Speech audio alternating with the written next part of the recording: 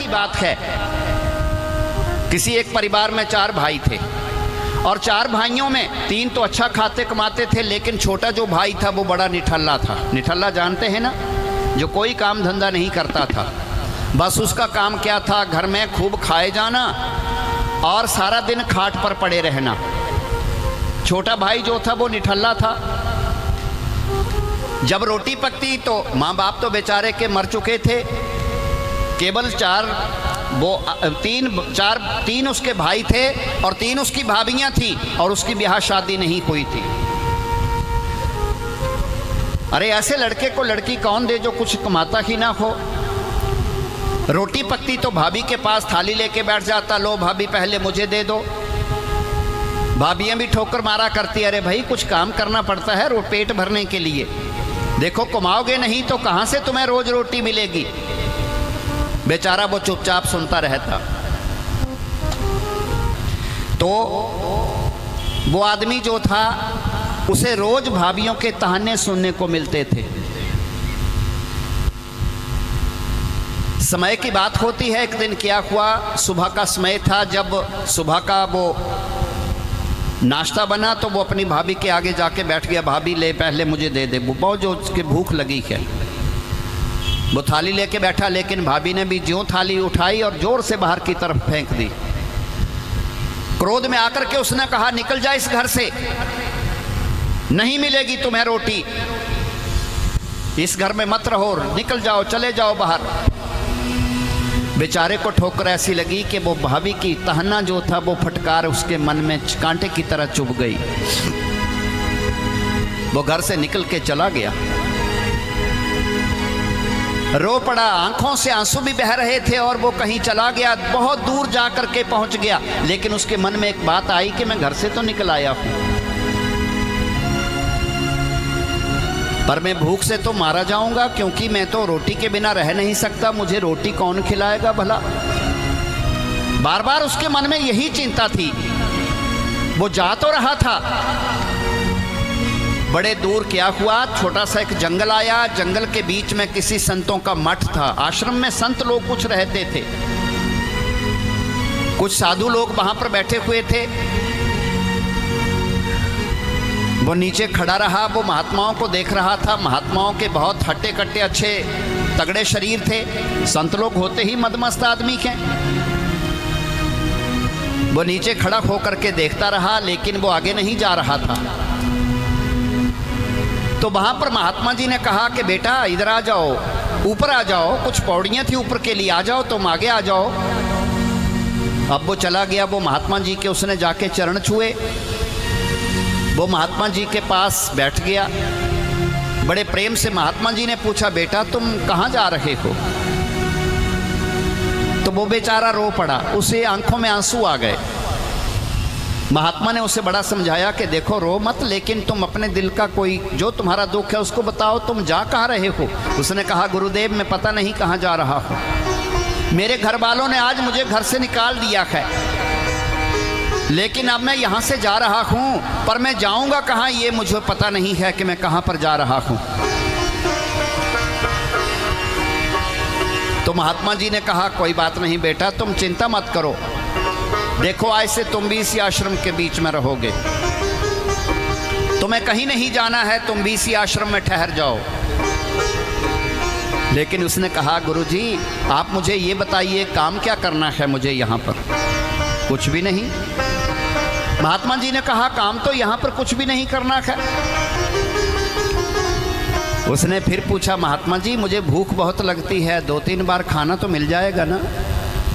अरे बेटा कोई बात नहीं, क्यों चिंता करते हो, तुम 10 बार खाओ। उसने सोचा, वाह ये तो और भी आनंद आ गया, काम भी कुछ नहीं करना है, भोजन भी अच्छा मिलेगा। अब वो वहां पर महात्मा जी के पास ठहर गया। 2, 4, 5, 7 साधु लोग और रहते थे। तो महात्मा जी ने सोचा कि जब ये आदमी भी यहीं पर रहेगा, तो महात्मा जी ने क्या किया कि उसके गले में एक छोटी सी तुलसी की माला पहना दी और हाथ में जपने के लिए एक तुलसी की माला दे दी। उसने कहा, गुरुदेव मुझे तो कोई मंत्र साधना आती ही नहीं। अच्छा बेटा कोई बात नहीं, तुम इस माला के मनके पर तुम रोज राम नाम जपते रहा करो। उसने कहा हाँ गुरुदेव ये तो मैं कर सकता हूँ। अब उसका भी नियम बनने लगा, सुबह जल्दी से उठ जाए, स्नान कर ले। जो गुरुदेव चंदन घिस के रखते थे उसका माथे पर चंदन लगा देते थे और राम राम राम राम की माला जो था वो जपता रहता था। बस उसका यही काम था।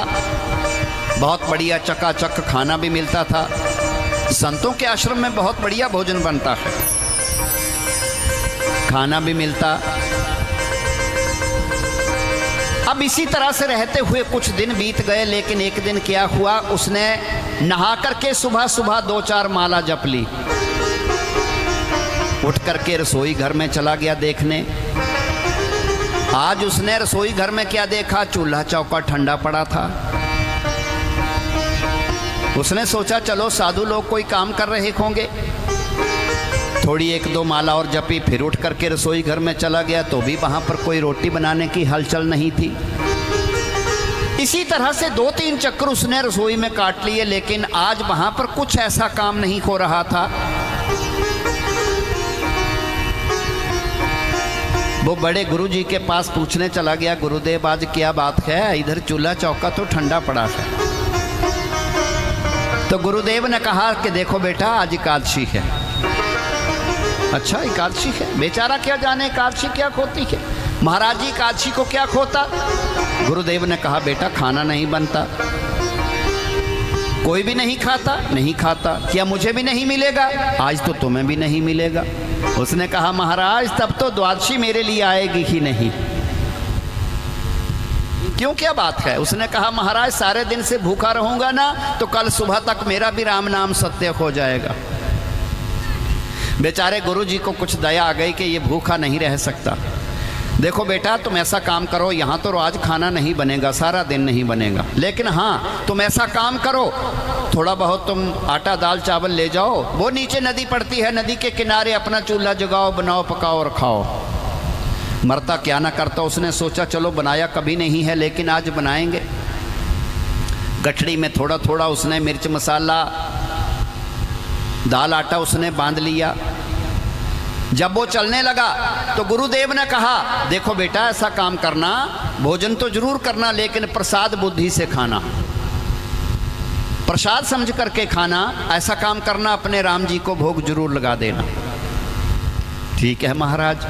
अब ना भोग कभी उसने लगाया था ना कभी लगाते देखा था। वो चला गया गठड़ी को लेकर के। जब वो नदी के तट पर चला गया तो नदी के किनारे वहाँ पर जा करके उसने क्या किया, कुछ पत्थर जोड़ करके चूल्हा जगा लिया, लकड़ियाँ बीन करके उसने चूल्हा चौका जलाया और जो कुछ वो लाया था उसने वहाँ पर घर से एक देगची ले आया था, उसने वहीं पर बैठ करके वो भोजन अपना तैयार कर लिया। जब भोजन बन गया तो भोजन बन जाने के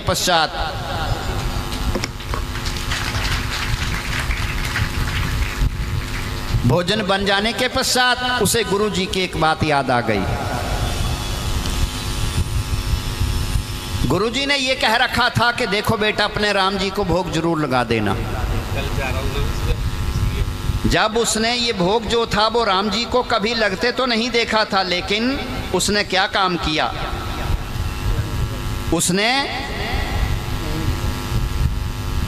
एक पत्तल के बीच में भोजन परोस दिया। अब बेचारे को क्या मालूम कि राम जी को भोग कैसे लगता है। उसने सोचा कि राम जी खुद आते होंगे। उसने पत्तल पर सजा करके भोग रख लिया और वहां पर नदी के किनारे पर वो ताली बजाते हुए आंखें मूंद करके उसने ये गाना शुरू कर दिया। मेरे राम आइए राजा, राम आइए मेरे भोजन का भोग लगाइए, हो मेरे भोजन का भोग लगाइए। मेरे राम आइए राजा, राम आइए मेरे भोजन का भोग लगाइए, हो मेरे भोजन का भोग लगाइए।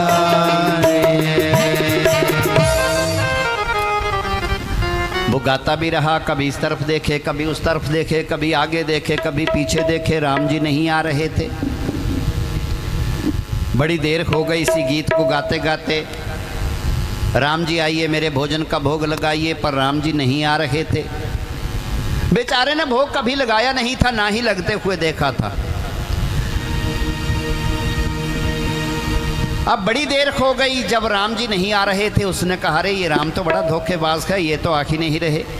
वैसे गुरु का भी बड़ा पक्का भक्त था। गुरु जी ने आज्ञा दी थी कि बेटा भोग लगाए बिना भोजन नहीं मत करना,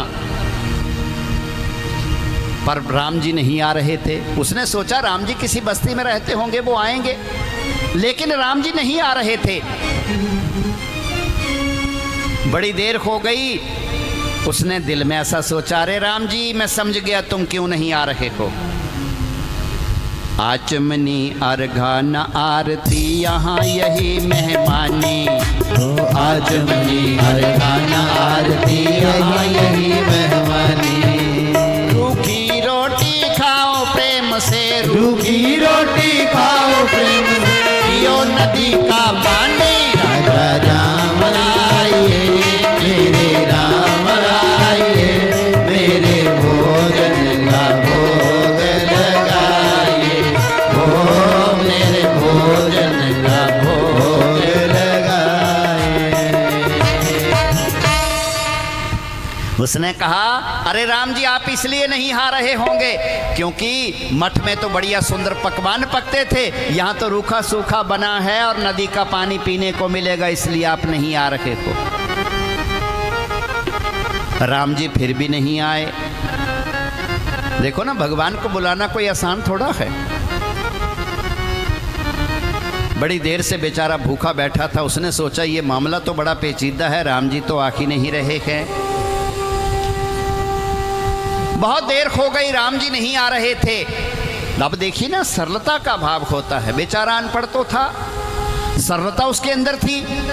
अब उसने क्या कहा, भूल करोगे यदि तज दोगे भोजन दोगे सूखे, भूल करोगे यदि तज दोगे भोजन दोगे सूखे। एकादशी आज मंदिर में, एकादशी आज मंदिर में, बैठ रहोगे भूखे, राजा राम आइए, मेरे राम आइए, मेरे भोजन का भोग लगाइए, ओ मेरे भोजन का भोग लगाइए। बोलो राघवेंद्र सरकार की जय। उसने बड़े सरल भाव से कहा रे राम जी आप इसलिए नहीं आ रहे हैं क्योंकि यहाँ पर तो सूखी रोटियां खाने को मिलेंगी। लेकिन एक बात सुनिए महाराज, आप बहुत बड़ी भूल कर रहे हैं। आप सोच रहे हैं कि मंदिर में बढ़िया खाना मिलेगा, पर महाराज मंदिर में भी एकादशी लगी है, कुछ नहीं मेरी तरह भूखे बैठे रहोगे आप भी। खाना खाना है तो चले आइए। अब देखिए भगवान उसकी सरलता के ऊपर रीझ गए। भगवान तो भाव के भूखे हैं, उसकी सरलता पर, क्योंकि वो तो बेचारा सोचता था कि राम जी कोई आदमी है, वो तो खुद चल करके आएंगे। जब भगवान उसकी सरलता के ऊपर रीझ गए तो कोई दो नर नारी जो थे वो चले आए। पीतांबरी कसी थी, कंधे पर धनुष लटका था, और साथ में कोई बड़ी सुंदर नारी जो थी वो उनके साथ चली थी।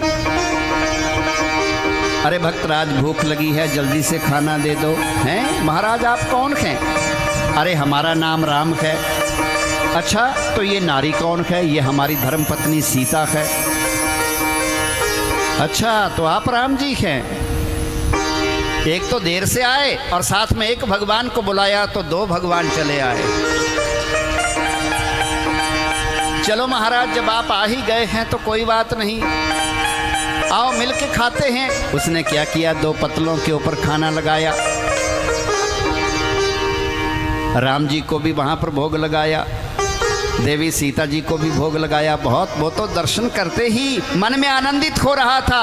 अरे वाह, शेष जो बचा उसने खुद भी खा लिया। अरे राम जी बहुत आनंद आया आज तो। भगवान राम जी जब विदाई लेने लगे, अच्छा भक्त चलते हैं। अच्छा महाराज ठहरिए, सुनिए, एक काम करना, ये एकादशियाँ बड़ी भारी बार बार आती रहती हैं। महाराज अगली एकादशी में जरा जल्दी चले आना, देर मत लगवाया करो, क्योंकि भूख से मेरे तो प्राण निकले जाते हैं। भगवान राम ने कहा कोई चिंता मत करो भक्त, जल्दी आएंगे। खाना खाया उसने, राम जी सीता जी चले गए। बोट करके अपने आश्रम में चला गया। जाते ही गुरुदेव ने पूछा बेटा खाना खाया? हाँ गुरुजी। भोग लगाया? हाँ गुरुजी। लेकिन एक बड़ा चंबा है। गुरुदेव ने पूछा क्या बेटा? उसने कहा गुरुजी एक भगवान को बुलाओ तो दो भगवान चले आते हैं। गुरुजी ने पूछा बेटा क्या मतलब? उसने कहा रे गुरुजी वहाँ पर तो राम जी तो आए थे, लेकिन साथ में कोई नारी भी ले आए थे, कहते थे ये हमारी पत्नी है। बेचारे गुरुजी भी उसकी सरलता पर हंस पड़े। गुरुजी ने सोचा कि चलो कोई दो नर नारी चले होंगे, कोई झूठ मूठ के राम सीता बन करके रोटी इसकी खा गए होंगे। उसने कहा गुरुजी जरा अगली एकादशी को, क्योंकि जब भी एकादशी आए ना तो ये जरा राशन थोड़ा सा बढ़ा देना। कोई बात नहीं बेटा। अब गुरुजी ने सोचा कि बेचारा पता नहीं या तो कोई इसकी रोटी को खा गया या भूखा रहा होगा। गुरुजी ने क्या किया, भंडारी जी को आज्ञा दे दी कि भाई देखो थोड़ा सा इसका राशन जो है वो बढ़ा देना। जब दूसरी एकादशी आई तो थोड़ा सा सामान सौदा जो था, दाल चावल जो कुछ भी लेने थे वो जरा बढ़ा करके दे दिए। जब वहाँ फिर वो नदी के किनारे पर चला गया, उसने फिर उसी तरह से चूल्हा जगाया, उसने भोजन तैयार किया। जब खाना खाने के लिए बैठा तो फिर कहने लगा राजा राम आइए, सीता राम आइए, मेरे भोजन का भोग लगाइए, ओ मेरे भोजन का भोग लगाइए। अब उसने राम जी को ही नहीं बुलाया, सीता जी को भी बुलाया। राम जी आइए, सीता जी आइए। बड़ी देर तक वो गाता रहा आंखें बंद करके, पर इतने में क्या हुआ, तीन जने वहां चले आए। पतलें दो लगी थी, लेकिन खाने वाले तीन जने वहां पर चले आए। उसने आंखें खोल के देखा तो तीन व्यक्ति सामने खड़े थे। एक तो राम जी थे, दूसरा सीता थी। अरे राम जी ये तीसरा कौन उठा के ले आए? राम जी ने कहा देखो ये हमारा छोटे भाई हैं, लक्ष्मण जी इनका नाम है। अच्छा, शक्ल सूरत से तो नहीं लग रहे हो कि आप सगे भाई हो, पर चलो होगा किसी ताया चाचा का बेटा, किसी दूसरे को भी साथ में ले आए। लेकिन आप बड़े कमाल के आदमी हैं, एक को बुलाओ तो दो आते हैं, दो को बुलाओ तो तीन जने चले आते हैं। लेकिन उसने क्या किया, वहां पर तीनों को बड़े प्रेम से भोग लगाया। भगवान राम जी जब भोजन ग्रहण कर चुके चलने लगे। जब वो चलने लगे तो उसने कहा ठहरो राम जी, तुम ये बताओ कि अगली एकादशी में कितने भगवान आएंगे? गुरु जी ने पूछा ऐसा क्यों पूछ रहे हो? राम जी ने पूछा ऐसा क्यों पूछ रहे हो? उसने कहा महाराज आप तो सीधा खाने के लिए आते हैं, आपको क्या मालूम कि ये राशन कहाँ से कैसे लिया जाता है? जरा बताना पड़ेगा ना गुरु जी को, ताकि वो तैयार हो जाए, इतना राशन दे दें। भगवान राम उसकी सरलता को देख करके मुस्कुरा पड़े, लेकिन आगे से उन्होंने कुछ नहीं कहा। वो वहाँ से चले गए। उसने भी खाना खाया, वो भी उठ करके घर चला गया, आश्रम में पहुँच गया। आगे उसने जाते ही गुरुदेव से कहा गुरुजी बात ऐसा काम करना ना, अगली बार को राशन का कोटा और बढ़ा देना। गुरुजी ने पूछा बेटा क्या बात है? उसने कहा वाह गुरुजी, यहाँ तो भगवानों की संख्या दिनों दिन बढ़ती जा रही है। अरे हुआ क्या? अरे गुरुजी एक को बुलाया तो दो चले आए, दो को बुलाया तो आज तो तीन भगवान चले आए थे। अब गुरुजी को मन में संदेह हो गया कि इतना सारा ये राशन अकेला नहीं खा सकता, हो सकता है ये कहीं पैसा कमाने के लिए बेच तो नहीं रहा है। अब गुरुजी को भी शंका हो गई। गुरुजी ने एक योजना बनाई, भंडारी जी से कह दिया देखो भंडारी जी जितना अगली काशी को मांगे दे देना, लेकिन छिप के इसका पहरा करना है कि ये क्या करता है।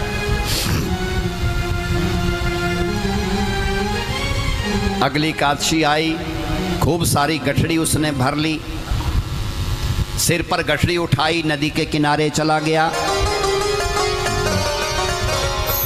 उसके मन में एक भावना आई कि आज पहले ऐसा करते हैं, पहले भगवानों को बुला के देख लेते हैं कि आज कितने आएंगे, उस हिसाब से खाना बनाएंगे। उसने वहां पर क्या किया, गठड़ी तो पेड़ के नीचे रख दी और खुद गाने बैठ गया। राजा राम आइए, लक्ष्मण राम आइए, सीता राम आइए, मेरे भोजन का भोग लगाइए, ओ मेरे भोजन का भोग लगाइए।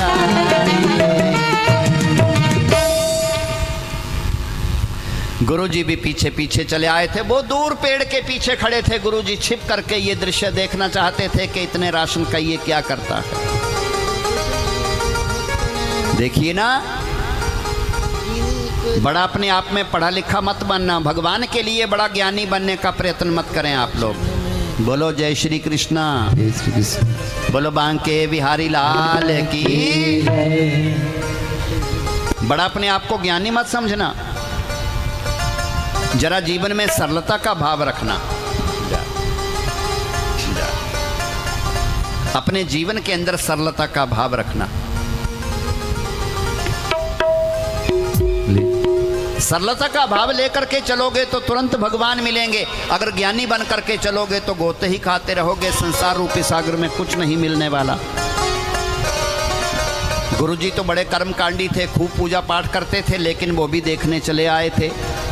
आज उसने क्या काम किया, गठड़ी तो पेड़ के नीचे रख दी और खुद वहां पर गीत गाने के लिए बैठ गया। राजा राम जी आइए, सीता राम जी आइए, लक्ष्मण राम जी आइए, मेरे भोजन का भोग लगाइए। वो बैठ करके बड़ी देर तक गीत गाता रहा, राम राम राम राम। यहाँ पर तो बड़े लंबे भगवानों की फौज ही चली आ रही थी। राम जी भी आ रहे थे, लक्ष्मण जी भी आ रहे थे, माता जानकी जी भी आ रही थी, भरत जी भी आ रहे थे, शत्रुघ्न जी भी आ रहे थे, कुछ और 2-4 साधु संत साथ में चले थे। अरे महाराज हद हो गई, ये बाकी फौज कहां से ले आए। भगवान राम जी ने परिचय करवाया, देखो भाई मेरी पत्नी सीता है, छोटे भाई लक्ष्मण हैं, 2 भाई और हैं भरत और शत्रुघ्न, ये पीछे से कुछ संत। लेकिन महाराज ये पीछे एक बंदर भी तो चल रहा है। अरे भाई ये बंदर नहीं, ये हमारे भक्त हनुमान जी हैं। वो कहने लगा अच्छा अजी महाराज जरा मुझे इस बात का उत्तर दो कि मैंने भोग आपको लगाना था या पूरे खानदान का मैंने ठेका ही ले लिया है। भगवान राम जी ने कहा कि देखो बेटा भूख लगी है, कहाँ है। उसने कहा महाराज वो रही गठड़ी पेड़ के नीचे रखी है, खोलो बनाओ पकाओ और खाओ। ये ड्यूटी तो बहुत कठिन है, ये काम मेरे से नहीं हो पाएगा। मुझसे नहीं बनत है, बनत बनाओ, मुझसे नहीं बनत है, बनत बनाओ, मुझसे नहीं बनत है, बनत बनाओ। नर नारिन की कौन कहे यहाँ, नर नारिन की कौन कहे, इन बानर भी संग लाए, मुझसे नहीं बनत है, बनत बनाओ, मुझसे नहीं बनत है, बनत बनाओ। महाराज वो रखी कछड़ी, बनाओ पकाओ और खाओ। अब देखिए भगवान भी तो भक्तों के वश में हैं, क्योंकि भगवान को भक्ति रूपी बंधन जो है वो सबसे कठिन बंधन है भगवान को। बाकी जगह तो भगवान बंधन से मुक्त हो जाते हैं, लेकिन भक्त के प्रेम के बंधन के बीच में भगवान स्वयं बंध जाते हैं। भगवान राम जी ने सीता जी को, हनुमान जी को, भरत जी को, लक्ष्मण को आज्ञा दी, अरे चलो सब मिलकर के भोजन पकाओ। तो कैसे भंडारा बनने लगा? भैया भरत जी भंडारे बनाने लगे हो। भैया भरत जी भंडारे बनाने लगे। चुन के लकड़ी लखन लाने लगे। चुन के लकड़ी लखन लाने लगे। ओ भैया भरत जी भंडारे बनाने लगे। हाँ भैया भरत जी भंडारे बनाने लगे। भंडारा बनने लग पड़ा। अरे भाई उस भंडारे में क्या कमी, जिस भंडारे को भरत जी बना रहे हैं, लक्ष्मण जी चुन चुन के लकड़ी ला रहे हैं, देवी सीता जी चूल्हे के पास विराजमान हैं और हनुमान जी माता जानकी जी की मदद कर रहे हैं। उसने भी क्या काम किया, वो दूर जाके पेड़ के साथ पीठ लगा करके यूं बैठ गया। भगवान राम जी ने पूछा कि भाई तुम ऐसे क्यों बैठ गए? उसने कहा सरकार, अरे प्रभु जब मिलनी ही नहीं है तो बनता हुआ भी क्या देखना, क्योंकि आज तो पक्का निश्चय है कि आज मेरे लिए कुछ नहीं बचेगा, सब ये सामान आपके लिए ही है। जब मिलेगा ही नहीं तो बनते हुए देखना भी क्या है, आप बनाइए पकाइए खाइए और जाइए। भगवान जी ने, सीता जी ने, भरत ने, लक्ष्मण जी ने भोग तैयार किया और आज बड़े प्रेम से भगवान ने कहा कि अरे भक्त आज पहले हमारे से पहले आप ग्रहण करेंगे भंडारा। बड़े प्रेम से भक्त को आज भगवान ने भोग लगाया।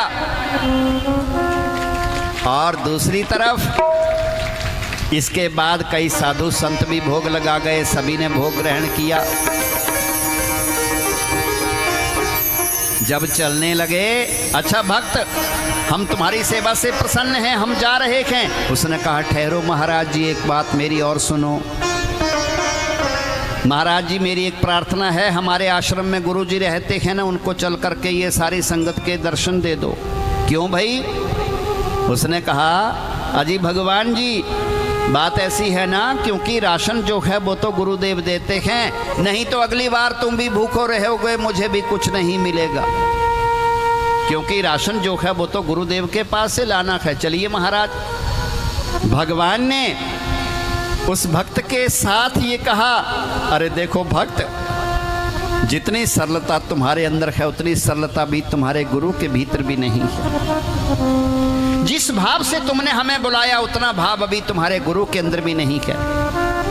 ये ठीक है कि तुम्हारे गुरु खूब पूजा करते हैं, खूब मंत्र स्तोत्र बोलते हैं, लेकिन जितना भाव तुम्हारे अंदर है उतना भाव जो है वो अभी तुम्हारे गुरु के अंदर भी नहीं है।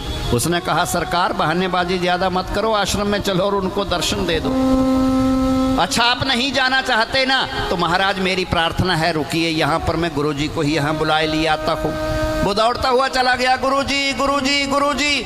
थोड़ी दूर आगे गया तो पेड़ के पीछे छिप करके गुरुदेव भी खड़े थे। अरे देखो गुरुदेव, आज तो भगवानों की कितनी लाइन यहाँ पर लगी हुई है, लेकिन गुरुजी को कहाँ नजर आए कि भाई कितने भगवान हैं, कहाँ हैं भगवान? भगवान तो यहाँ पर है ही नहीं। अजी महाराज क्या कहते हो, वो देखो ना कितने सारे भगवान आज आए हुए हैं। वो खींचता हुआ गुरुजी को भी वहाँ पर ले आया, लेकिन गुरुदेव को तो भगवान के दर्शन नहीं हो रहे थे। अब तो उसने भगवान के चरण जो थे वो पकड़ लिए। अरे गुरुजी आप अपना दर्शन क्यों नहीं दे रहे हो? महाराज दर्शन दे दो, नहीं तो मुझे भी इस आश्रम से निकलवा के रहोगे आप। भगवान उसकी सरलता के ऊपर मुस्कुराए।